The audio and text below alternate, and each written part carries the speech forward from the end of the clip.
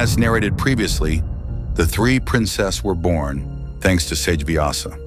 Upon the birth of Dhritarashtra, Pandu, and Vidura, the kingdom prospered. There was an abundant harvest of crops, and all the trees were laden with fruits and flowers. The seasons arrived and passed on time, and there was ample rainfall in the land of Kuru Kingdom. The people became learned, brave, and honest, and guided by Bhishma, performed devotional sacrifices for the pleasure of Lord Vishnu. The people of Hastinapura were so contented with the rule of Bhishma that they thought they were living in the Vaikuntha planets. Hearing of the Kuru's prosperity, people came to take shelter in that kingdom. Thus, under the influence of a godly king, the kingdom prospered. How will this story unfold? Find out in this episode. The Mahabharata Season 3, Episode 2, The Coronation of Pandu and the Marriage of Dhritarashtra. If you enjoy this content, please consider subscribing to support us and stay connected with more engaging videos. Once upon a time, in the era of Dwapara Yuga, the third age of the world's cycle of yugas, Satya Yuga, Treta Yuga, Dwapara Yuga, and Kali Yuga, in which humanity shows its first significant decline in righteousness. An age where morality and immorality coexist equally and spirituality is deteriorating. In this age, Krishna, an avatar of Vishnu, took birth to establish a dharma, divine truth or justice. He taught humanity vital lessons to expand their consciousness. He taught about dharma, responsibility, righteousness, devotion, the essence of life, and fulfilling responsibility, without concern to the outcome, emphasizing unselfish conduct. He played a very important role in this era, where the great epic of Mahabharata taken place.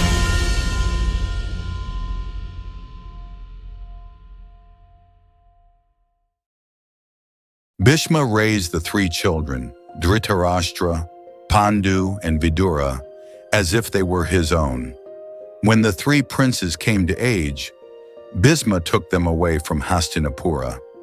When he was satisfied with their education, he brought them back to the palace. As Pandu grew, he excelled all men in archery, whereas Dhritarashtra excelled in personal strength, and it was soon known to everyone that there was no one equal to Vidura in devotion to Vishnu and knowledge of the dictates of morality. Quite satisfied with the prince's skills, Bhishma then presented them to Queen Mother. Bhishma said to Satyavati, "My respect, Queen Mother." Satyavati replied, "Come here, O son of Ganga, sit near me. Now tell me how the princess are faring.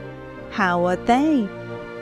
Bhishma responded, "Why not ask them by yourself?" After saying this, then he introduced the prince to Satyavati. Satyavati then asked Gangaputra, "Tell me, Bhishma, what is the achievement of Pandu?" Bhishma responded, "I have trained Pandu whatever I learned from sage Parashurama. There is none today in the whole kingdom on earth who can defeat Pandu, none to equal him in skill of archery." Bhishma then continued to approach Vidura and saying, "The knowledge imparted to me by sage Vasistha and great sage Brihaspati, I have given to Vidura. He will do justice and will be very intelligent in the whole world. His name will be mentioned with respect."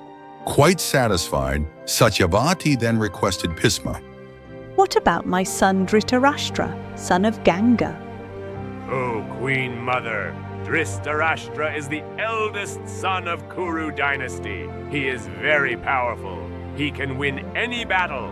He is equal to Pandu and Vidura in intelligence. Vidura and Pandu are his two eyes.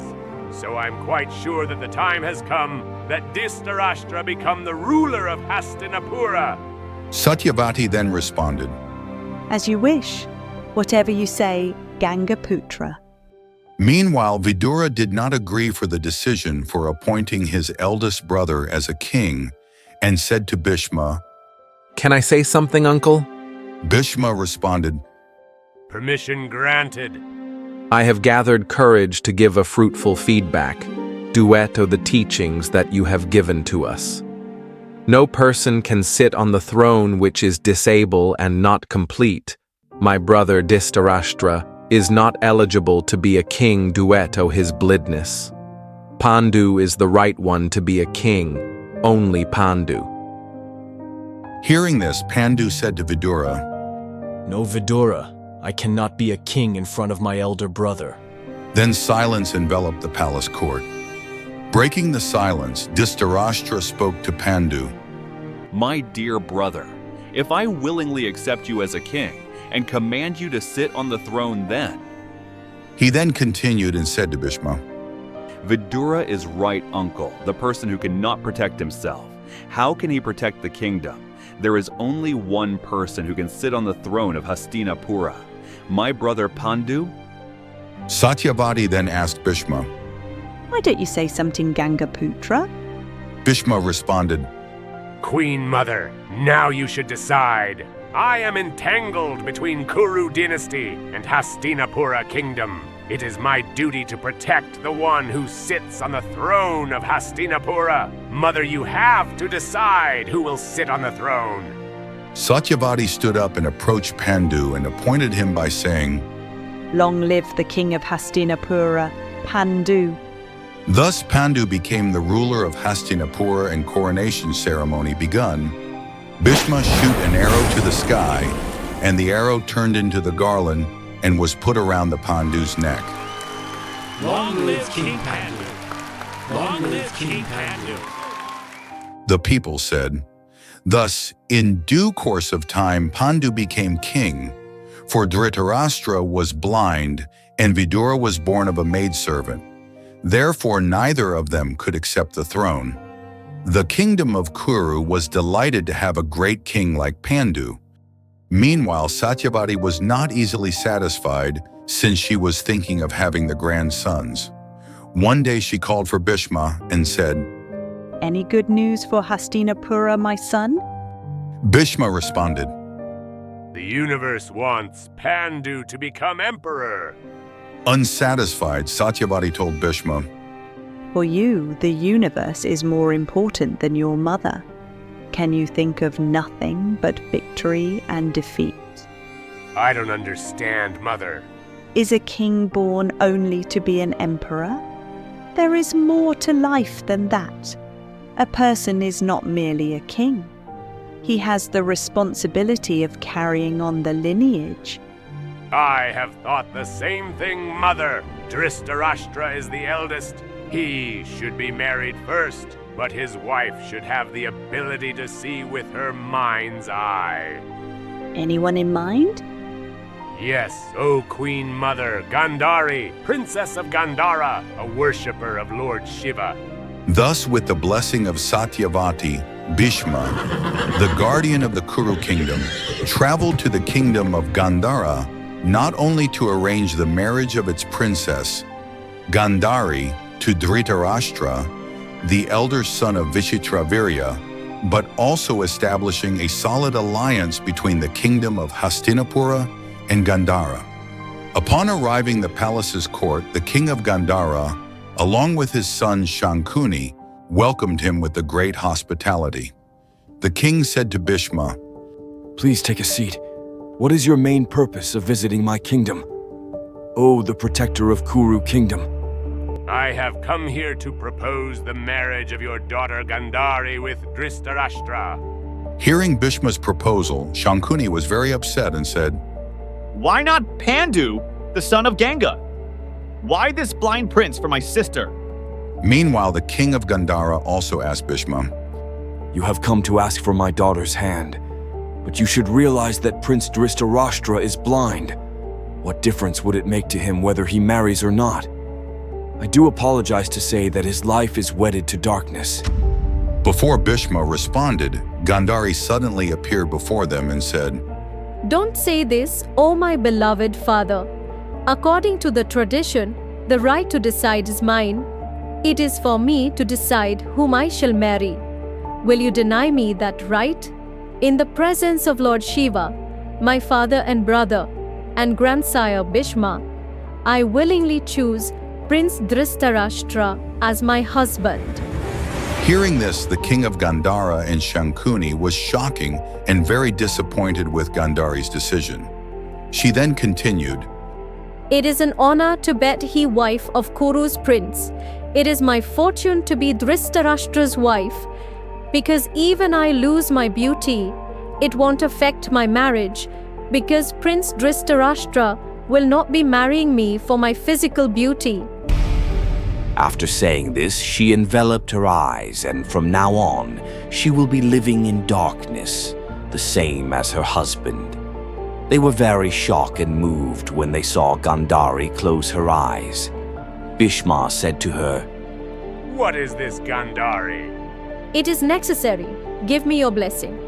Isn't it the wife's duty to share her husband's world? I have enveloped my life in the same darkness that has enveloped the prince's life. Why should I see all that he cannot see? A wife's fate should match her husband's fate. Bhishma, king of Gandhara, and Shankuni were deeply moved seeing the sincerity and nobility of her character, blessed her and prayed for her happiness. King of Gandhara then requested Bhishma to prepare the marriage ceremony and said, Shankuni will escort Gandhari to Hastinapura.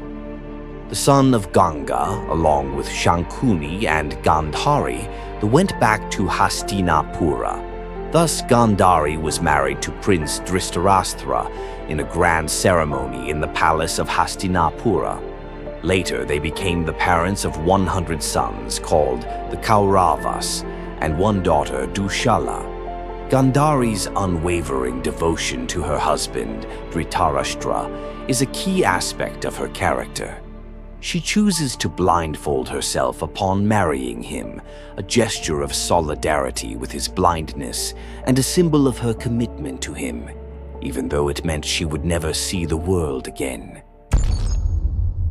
Now let us leave the kingdom of Kuru and head toward the kingdom of Yadava, a tale of noble princess blessed with divine boon to give birth to unsung hero of Mahabharata. Who is this great warrior of Mahabharata? Do not miss the next episode to uncover it. Let us continue to embark on a journey through time to explore the origins of this timeless epic, the story of mankind, the story of Dharma. Whenever there is a decline in righteousness and an increase in sinfulness, O descendant of Maratha, at that time I manifest myself on earth to protect the righteous, to annihilate the wicked, and to re-establish the principles of Dharma. I appear on this earth, age after age. Weapons cannot shred the soul, nor can fire burn it. Water cannot wet it, nor can the wind dry it. All the best among warriors fight for the sake of duty, treating alike happiness and distress, loss and gains, victory and defeat. Fulfilling your responsibility, in this way you will never incur sense.